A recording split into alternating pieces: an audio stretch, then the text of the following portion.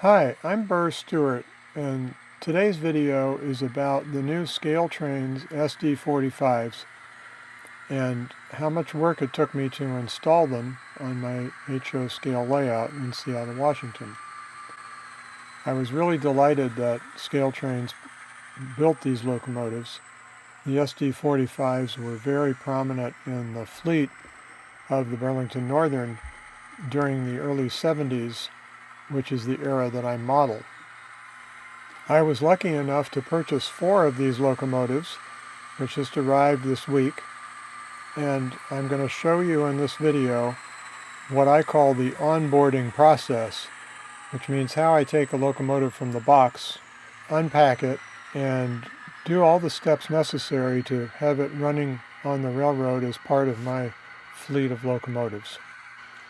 At the end, we'll make a consist out of 3 of the locomotives and then haul a train down from Stevens Pass towards Seattle for about 5 minutes on the railroad. So if you want to skip ahead and just watch trains, just go to the last 5 minutes of this video. And you can see right here, these 3 locomotives are headed out, having been weathered and tuned up, and they look like they already belong on the layout.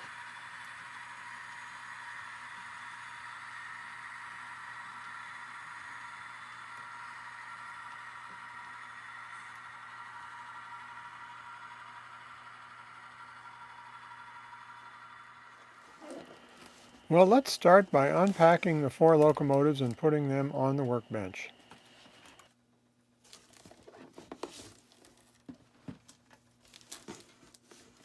The whole room can really feel the sense of anticipation.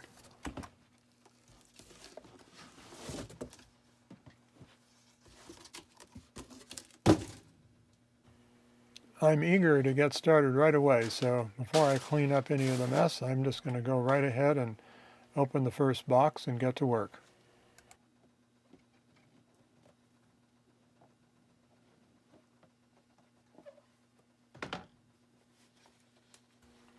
The locomotives come with a very brief instruction manual, which we'll be using later, but could have a lot more information than it has.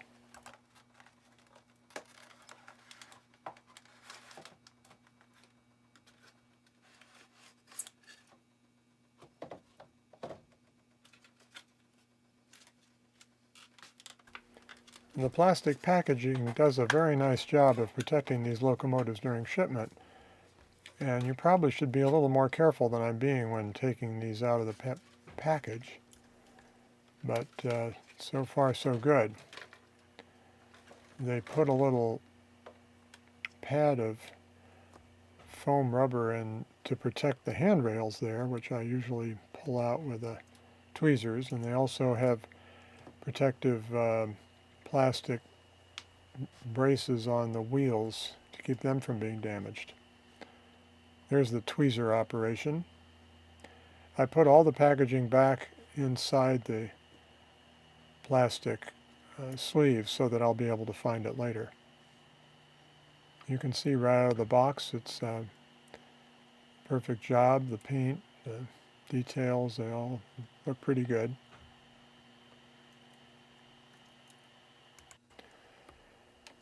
We'll just set this down on the track and get on to opening the rest of the locomotives.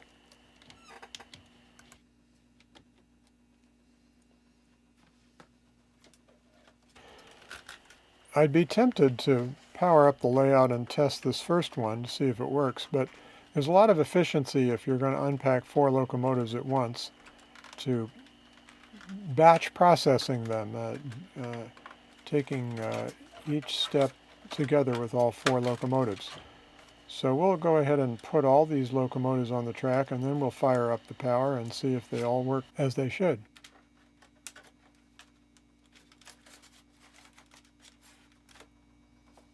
Here I'm putting the finishing touches on getting all the packaging parts back together and putting them back in the box. And now I'll speed up the video for the rest of the unpacking process.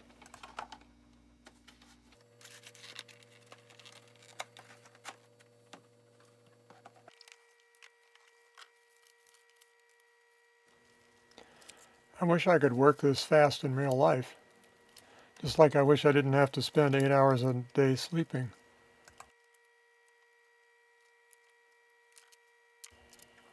Quickly admire the paint job, the decals.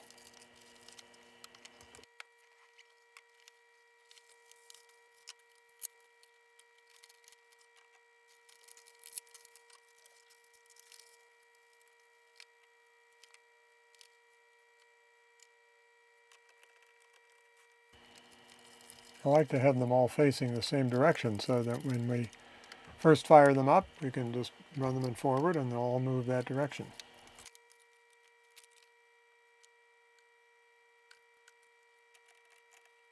I created a little uniform gap there between them so we'll be able to see if they operate in the same speed. Well, now the next thing is to see if these engines run. So we'll fire up the NCE DCC system and we'll enter Loco 3, which is the standard short address for new engines, and we'll see if we can get them to come on.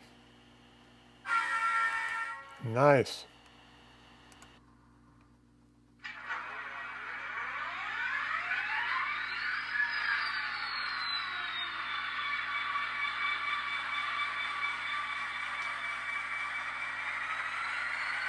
Well, that sounds awfully good, but it's kind of loud. First thing we're going to do is figure out how to turn down the volume. I forgot which CV it is, so I'm going to see if I can find it in the manual. You'd think it would be obvious to put that in a very prominent place, but I had to dig all over the place to find it.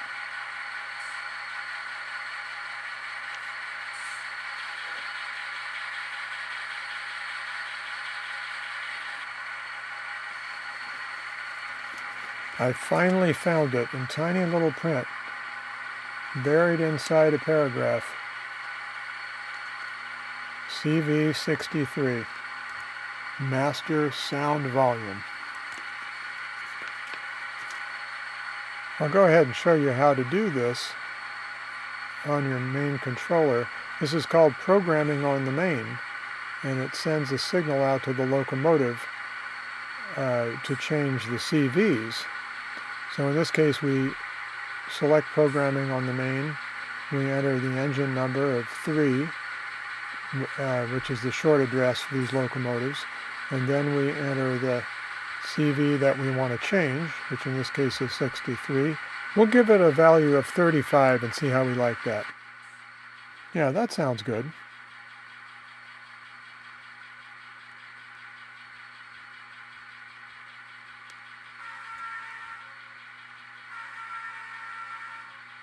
The horn isn't quite as loud as I would like, but we'll change that later. On second thought, I think it's a little bit too quiet, so I'm going to raise the volume up to 40 from 35. See if that's a little better. I just want to show you how easy this is to program on the main with the NCE ProCab.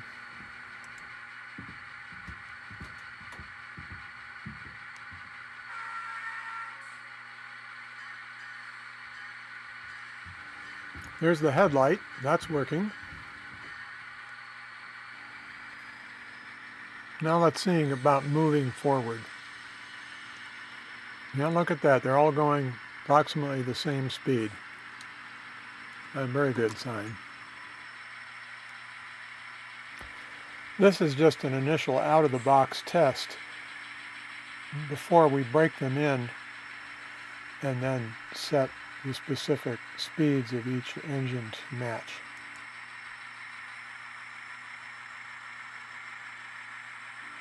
And let's try the other direction, see if they go in reverse. Nice! You notice the manufacturers have started programming in a little momentum, so you don't have to set that at the very beginning. I think I'm going to call this good for the first checkout. Now we'll move to the next step of the onboarding process, which is cleaning the wheels. Now the reason that cleaning the wheels is so important is because there might be grease left over from the factory, and we don't want that interfering with the rest of our tune-up procedures. So the best way to do that is a paper towel and some alcohol, and just run the engines over the paper towel and pick up any grease that might be in the wheels.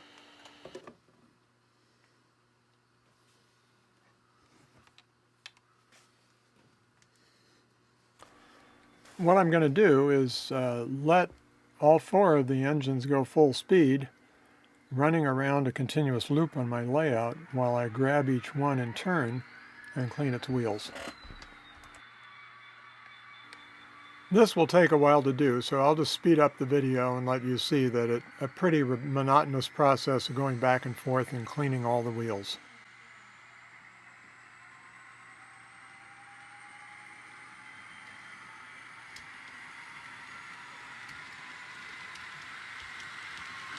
But first, let's take a look at the first example and see how dirty it is.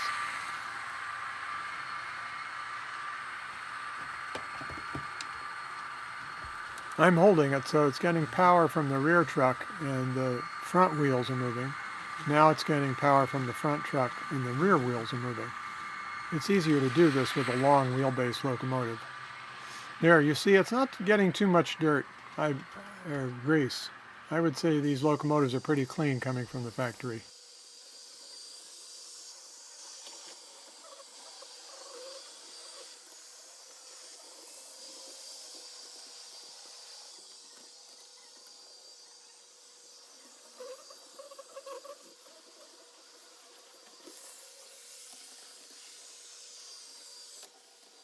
As you can see, this can get pretty exciting if you don't pay attention to what you're doing.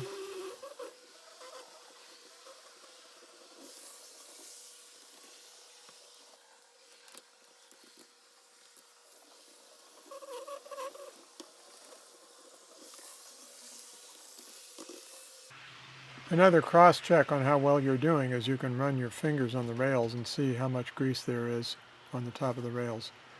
I'm not finding much.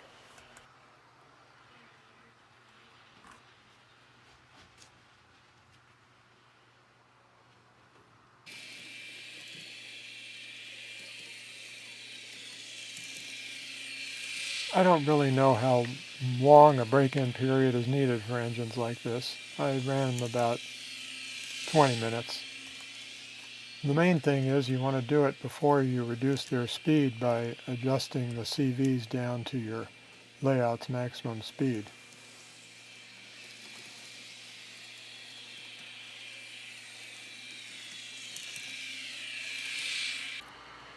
In running these engines around the layout for 20 to 30 minutes in both directions, one of them seemed to be making some odd noises over grade crossings, which I found very suspicious. So I took it off and inspected it, and I discovered that one of the sanding pipes was misaligned. The sanding tubes that come down from the details in the inside of the locomotive.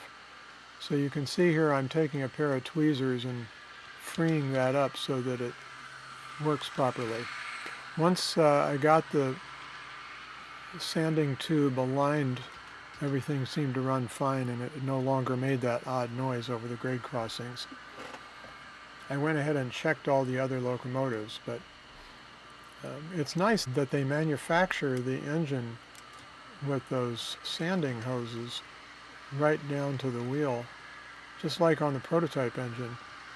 And they made it out of a slippery material so that it won't usually cause a problem, and it looks absolutely great.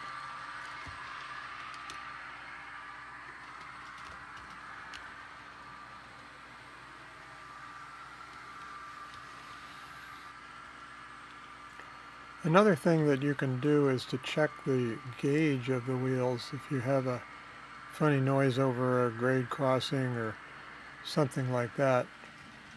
I did this, but I didn't find any wheels out of gauge. This piece of metal is the all-important NMRA standards gauge, which you can purchase at nmra.org.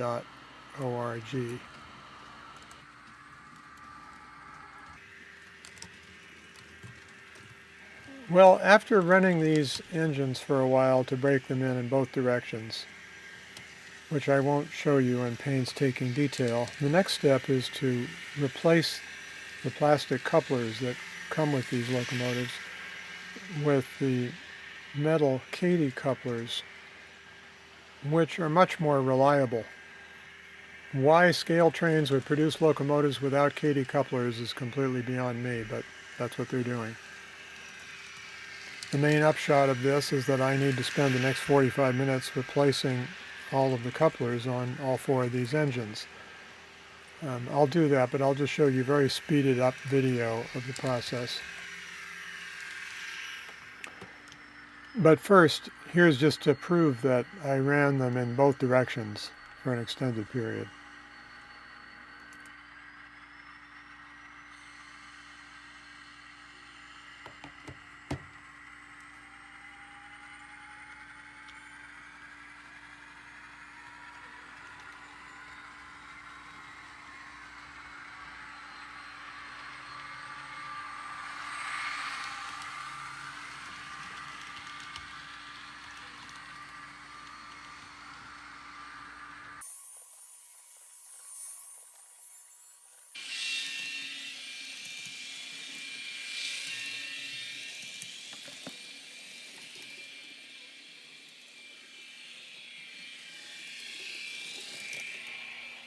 The main tools you need for changing couplers out is a small Phillips head screwdriver, a pair of tweezers for handling small parts, removing the screw and so forth,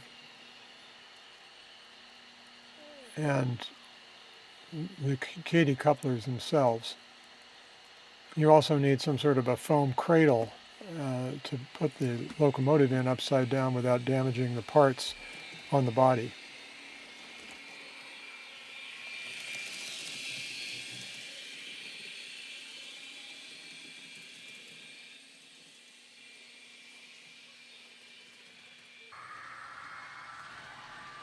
I ended up using several sizes or types of couplers on this job.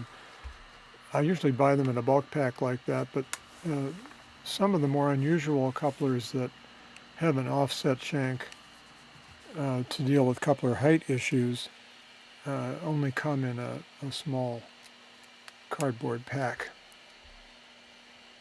In any event, it's useful to have an inventory of the Kadee couplers so that when you're onboarding locomotives like this, you don't have to take a week off to get the couplers you need.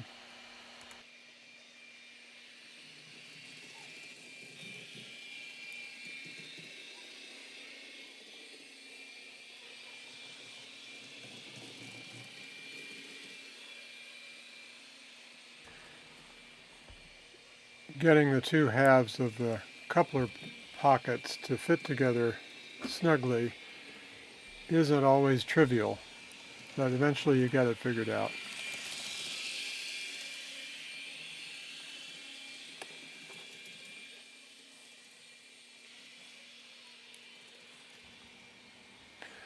Holding it in place inside the coupler opening in the locomotive is also kind of a dicey proposition. Sometimes they fall out before you can get the screw in, but like I say, eventually you can get the job done. I'm going to accelerate a lot of the video on this and remove a lot of it, because we can't just sit here for the next 2 hours and watch me replacing all these couplers in 4 different locomotives.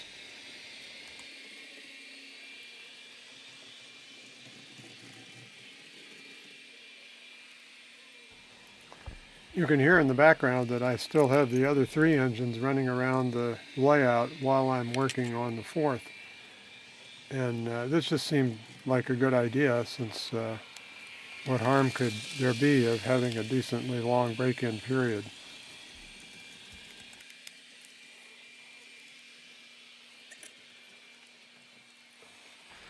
Well, with the front coupler adjusted and seeming to work, we can move to the back coupler. The reason I didn't rotate the locomotive around in the foam cradle is because some of the delicate details on the front end of the locomotive are outside of the cradle, as you can see on the right side, like the sunshades on the cab and the radio antenna. So I like to keep those hanging out in the air rather than subjecting them to the pressures of the foam cradle. The only drawback to that is, since I'm right-handed, I have to insert the coupler with my left hand, and that's a little bit more awkward, but probably good for me.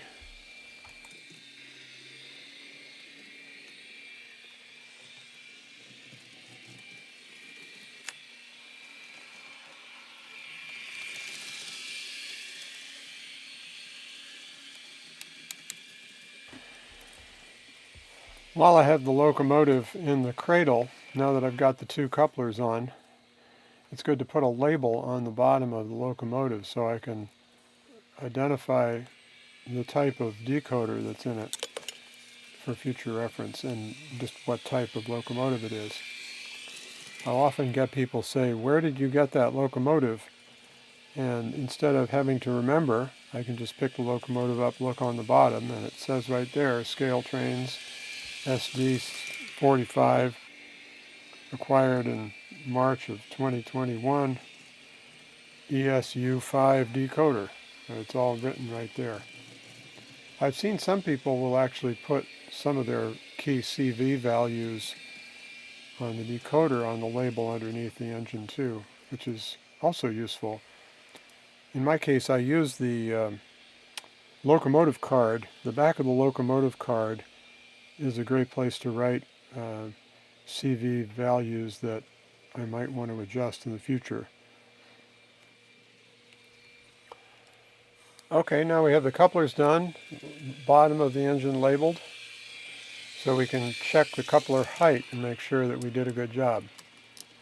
In most cases this works out well, but sometimes you find that the coupler hose hangs down a little too low, or the height is a little wrong and you have to put a different coupler in.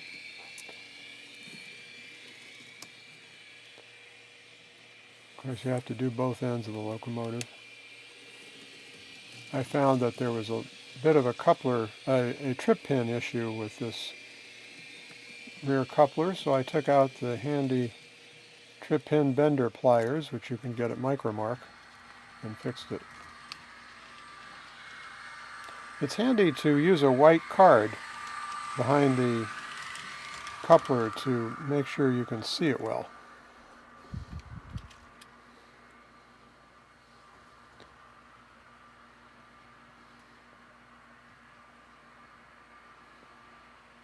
So there you can see the completed locomotive with the coupler, and I think I'll call that good. And put it on the track and let it break in some more.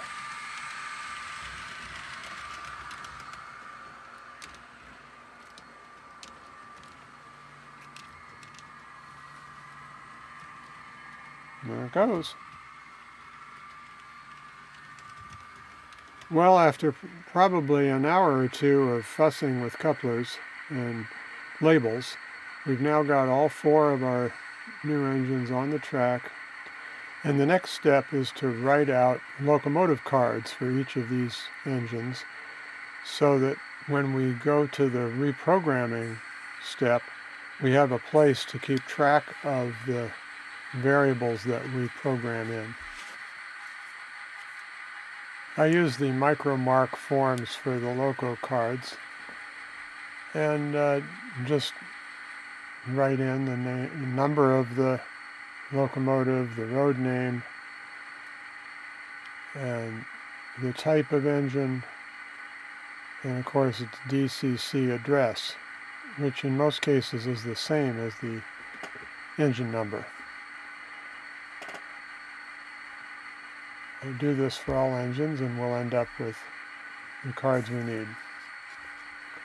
On the back I like to put the brand of the locomotive and when I acquired it, and then any special CVs such as the maximum speed, midpoint speed, sound, master sound volume, and anything like that that I might want to refer to later.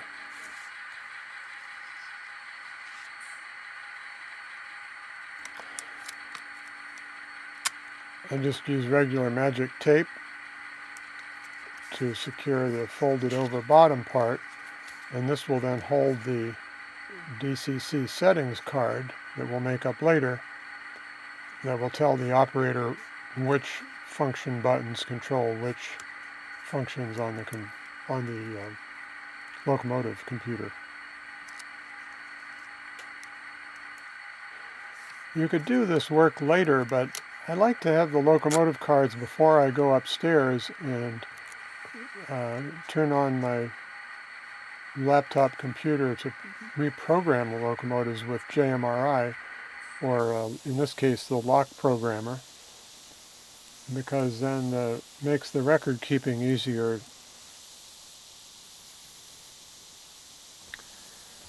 Believe me, in real life it does not go this quickly.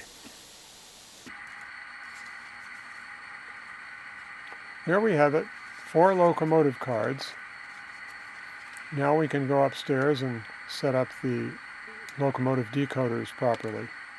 Except one more thing, I like to look in my reference books and note on the locomotive card when the prototype locomotive was built and its ancestry if it originally was operated by one of the pre-merger roads. In this case, these 4 locomotives were all ordered by the very early Burlington Northern. They were not from the GN or the NP or the CB&Q. But I just wanted to check that with my reference books and then make a notation on the bottom of the locomotive card.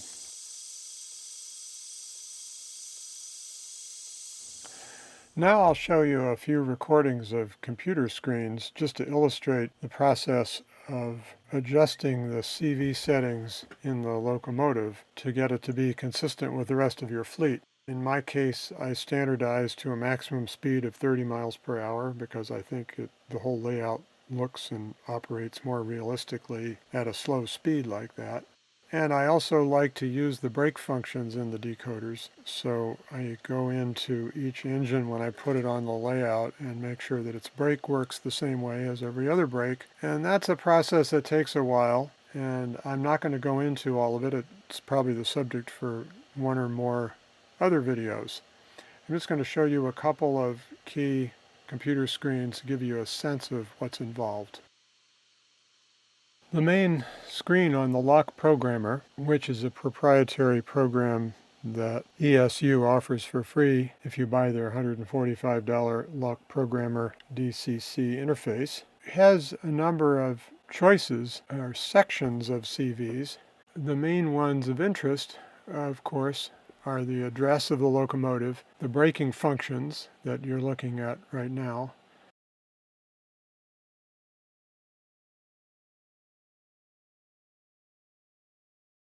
driving characteristics and motor settings,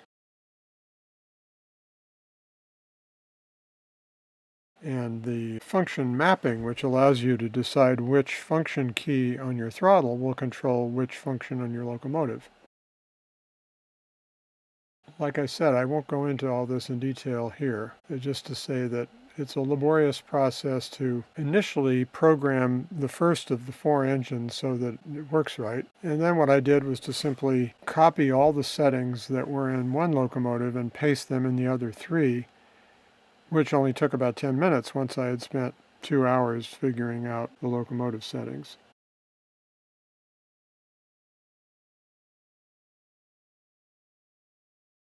We're just considering the tip of the iceberg here.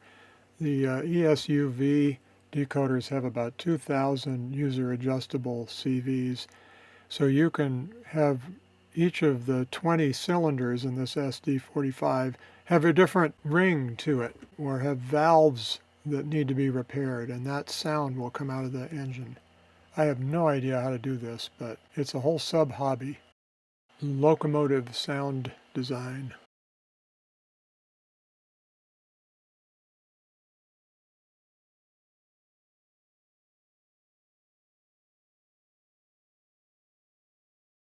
I think the only key point I would make here is that the ESU decoders have some things called random functions. And the first two random functions involve randomly shutting down the locomotive in the middle of your operating session as if something had gone wrong with it. And I find this totally unacceptable. And so one of the first things I do is to go into the function settings and eliminate those two random acts. Other than that, it's fairly straightforward if you've been playing with DCC.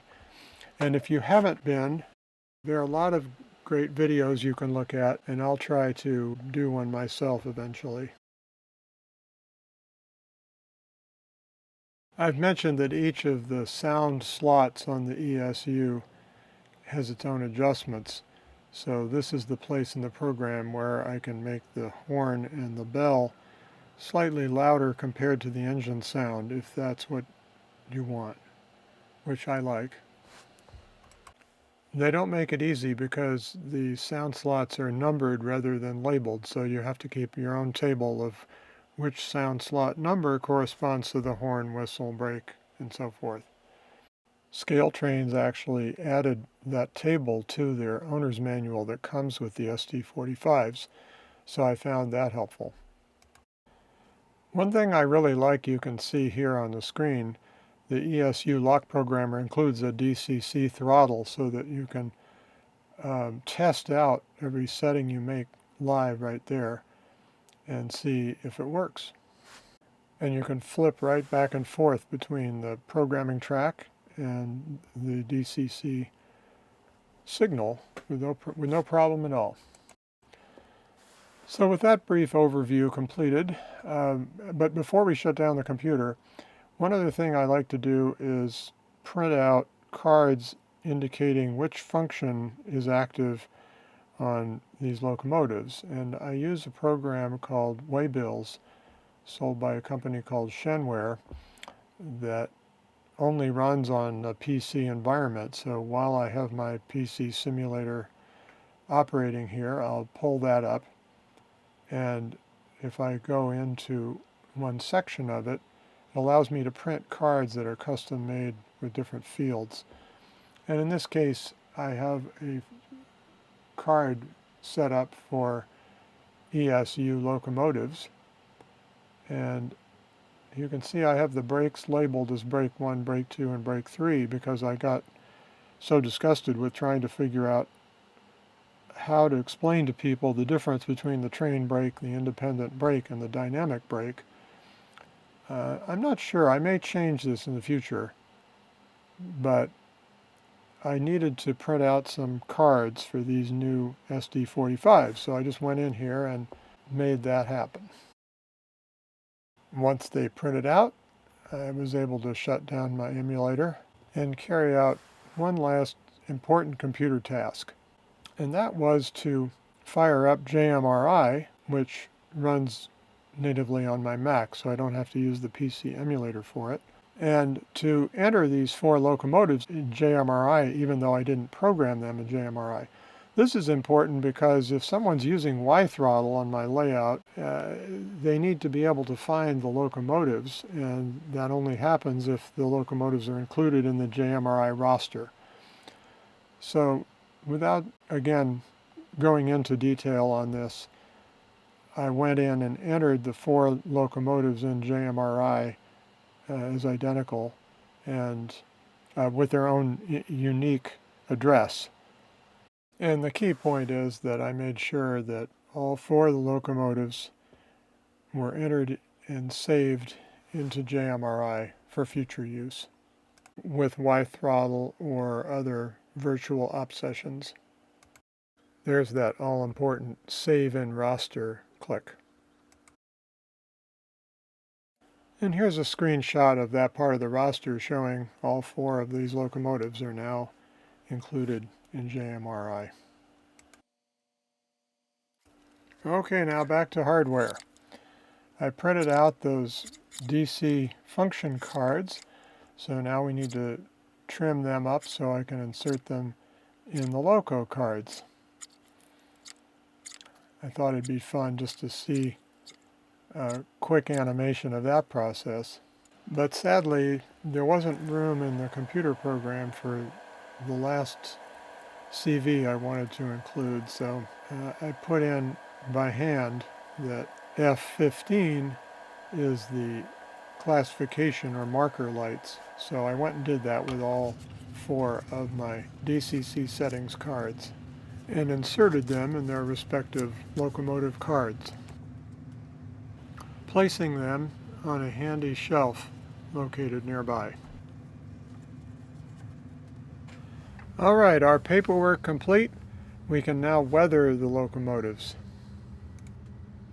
As usual, I'm in a big hurry to see these locomotives run, so we'll do a minimalist approach.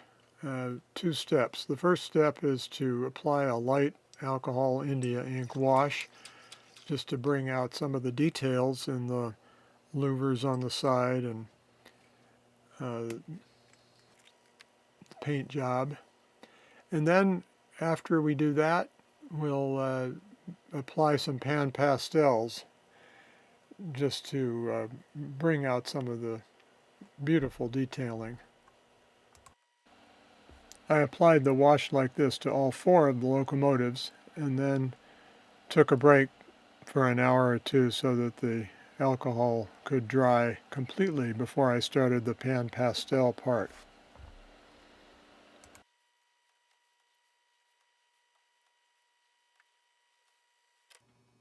The main tool I use for pan pastel weathering is a soft brush and a light brownish gray pastel color, which essentially highlights all the black details in these fine locomotives. It's really important to get in on each end of the truck and underneath the side frames and the fuel tank to bring them out when they pass by you on the railroad. You can see in the shadows of what would otherwise not be well lit. It looks kind of bad when you're first putting it on. It seems much too bright, but as you brush it in, it fades back, and it would be much better to use an actual acrylic paint with an airbrush on this, but I just want to do something quick to get these locomotives on the layout, and someday I'll do a more professional weathering job. So I'm just going to speed up the tape here and let you get the overall sense of pan pastel weathering, how easy it is. The main challenge is to not break any of the detail parts, to use soft enough brushes and not get too carried away.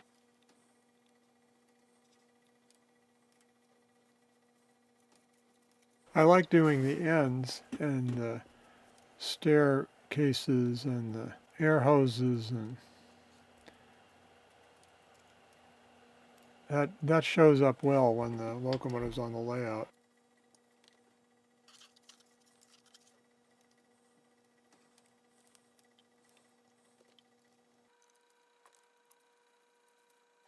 Okay, we've gone to the other side. Let's speed it up even more.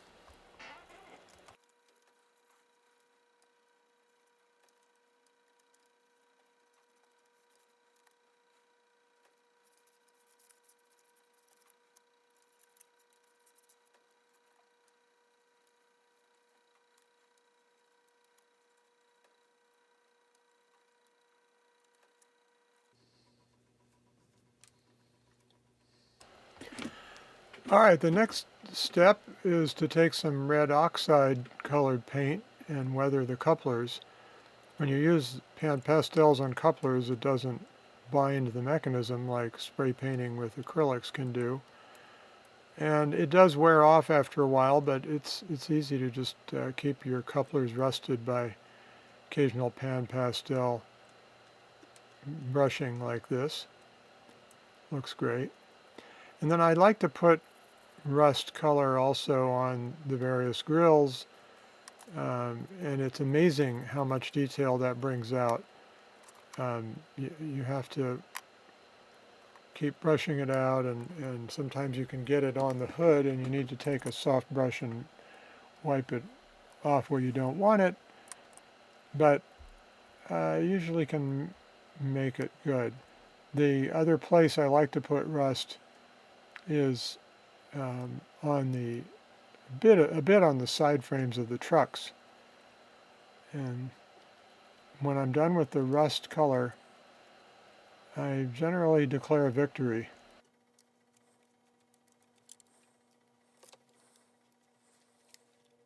So we'll skip to the end of having the fourth locomotive weathered and put it on the track and proceed on with the final steps. At first I'll just give you a summary of the pan pastels that I use. There's a soft brush, the red oxide, 2 different shades. And there's a darker shade that I don't use much.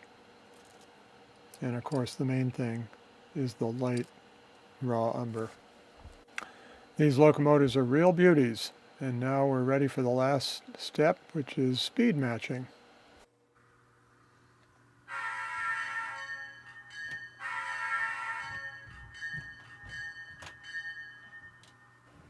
At its basic level, speed matching is just getting all your engines to run the same speed at the same throttle setting. And you can make this as complicated as you want. I'll try to show you just a couple of examples of setting the decoder, but I'm just going to cut it short because we don't have all day. I'll just show you quickly how I use the speedometer and separate the engines one at a time so that we can get the settings right for each engine. And of course I also write down the CV setting on the Loco card, visible at the lower right hand of the screen there, so that I'll know what it is later if something changes.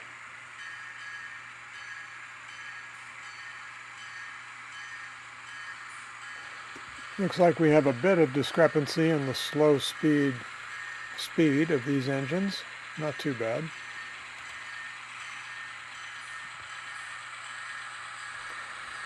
I'm running these 4 engines together right now just for the fun of it because I'm so tired of paperwork and computer work and weathering, and I'd rather be running trains. So here we're getting a chance to just move the engines around a little bit.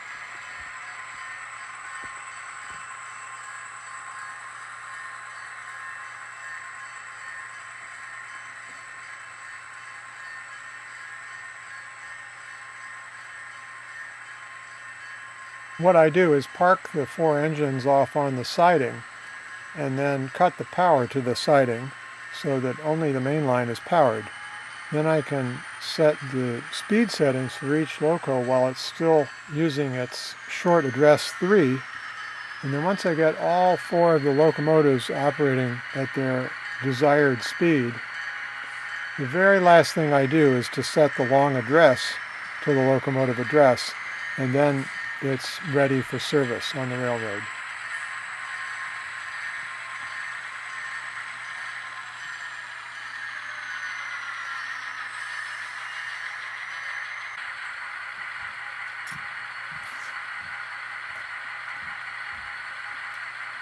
Uncoupling picks are great, but sometimes they still take a while to work.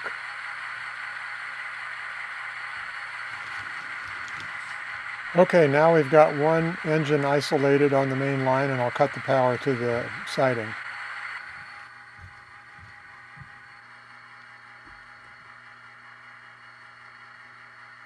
Here's the speedometer that sets above the track, and the first thing we need to do is turn it on.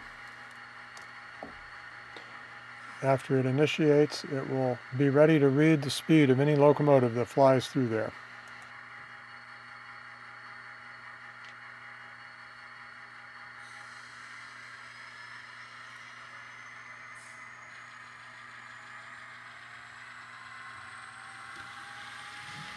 I usually push it back to make sure that it's running at full speed when it goes through the speedometer.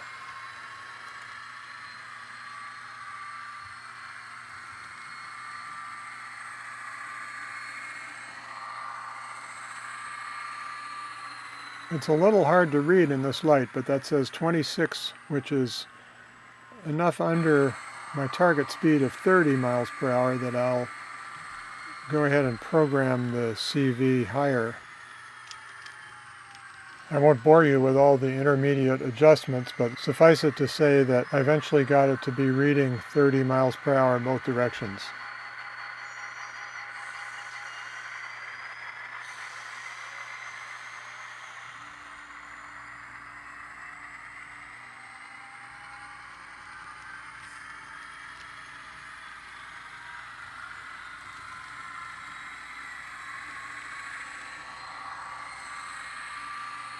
Having accomplished that, the next step would be to test it at a speed step of 14, which is halfway between maximum speed of 28 and 0. For the intermediate speed, which I set at 15 just to make things simple,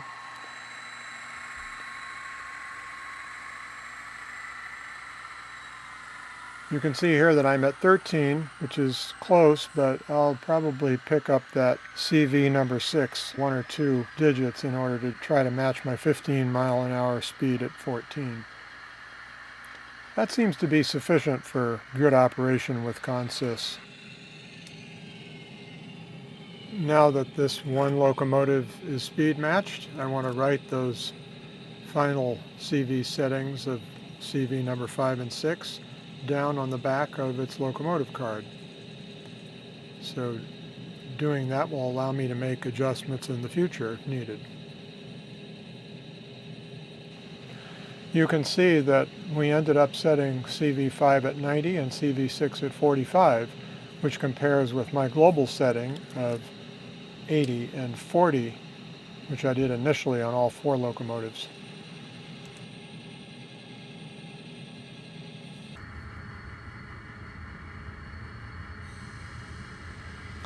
So you just have to imagine me spending another hour and a half doing this with all the other 3 locomotives there waiting. We'll just send this one locomotive off to pasture while we get down to business on the others.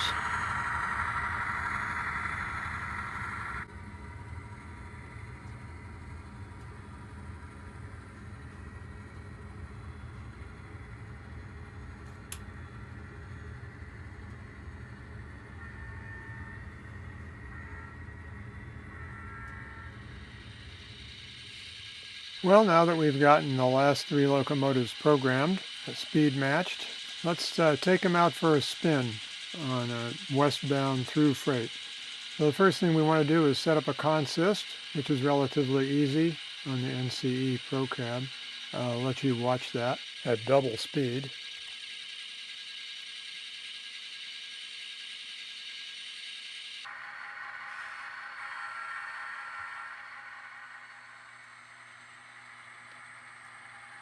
Here they come.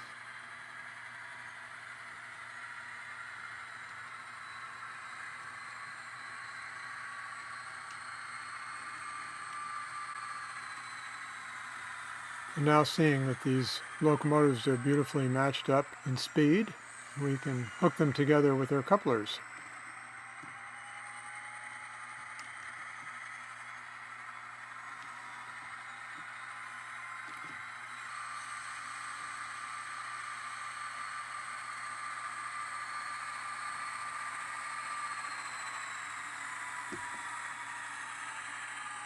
And now we have officially completed the onboarding process for these 4 ScaleTrains SD45 locomotives.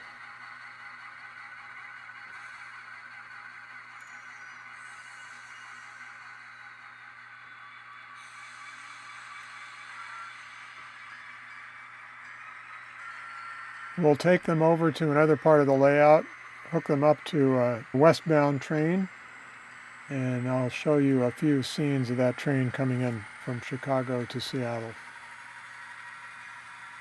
It's taken a lot of work to get to this point, about 3 days of my time, but it was well worth it.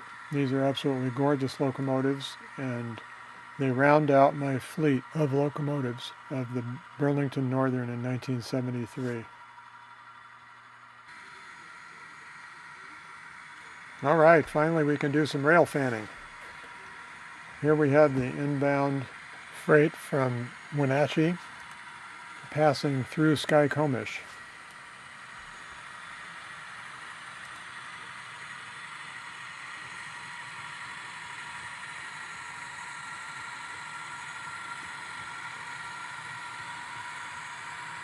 These 3,600 horsepower locomotives were originally built starting in 1965, and they lasted about 20 years on the Burlington Northern. And they really belong on a layout like this. The prototype locomotives had some issues with their crankshafts, which were supporting 20 pistons. So it's not surprising really that the crankshafts had trouble with their integrity. But I haven't had any problems like that on model railroad locomotives, so I'm optimistic. For all I know, these locomotives will last more than 20 years on this railroad.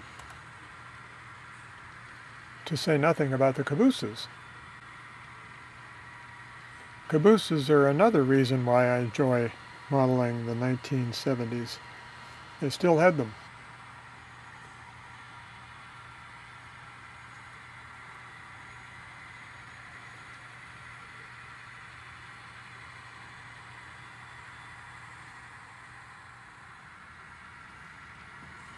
Next, the train passes past Mount Index and what we call the Index Loop.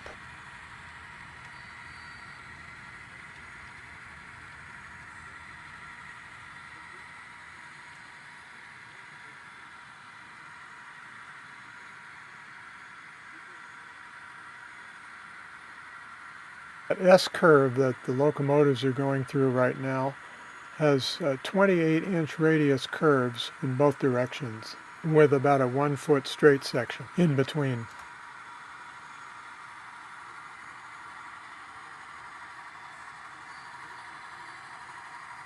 That unfinished mess down below is the future town of Ballard in Seattle, and the two cabooses in the upper right are the very end of the Bellingham staging tracks, partially hidden by some evergreen trees.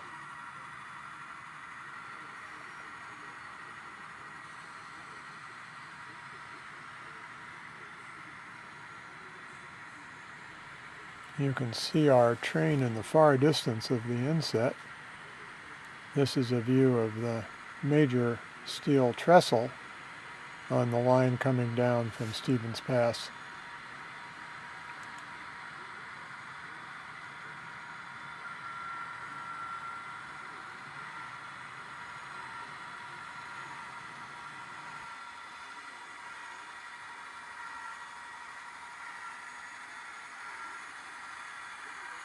I have to say, these are the perfect locomotives for this job.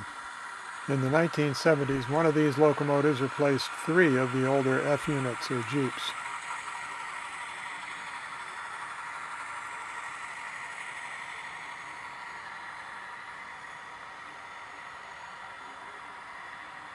And now our train approaches Lowell Junction in Everett, where we'll demonstrate a nice gradual stop and engine shutdown. I hope you've enjoyed this video. I've tried to explain how much work is involved in onboarding brand new so-called ready-to-run locomotives. And these ScaleTrains SD45's are absolutely beautiful subjects. The engine shutdown sequence in these locomotives is really something to behold. Just listen after we turn off the lights and spool down the prime mover.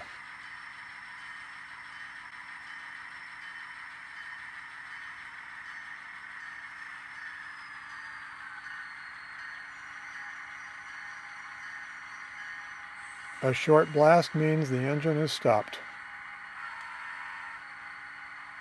Rotating beacon off. Headlights off.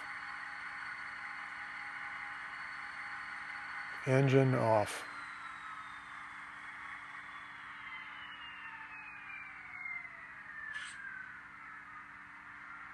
Now for some residual spitting.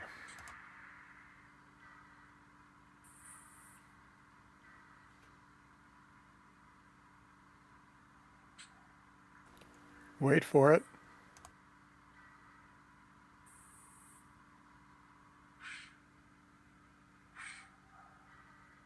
You gotta love it.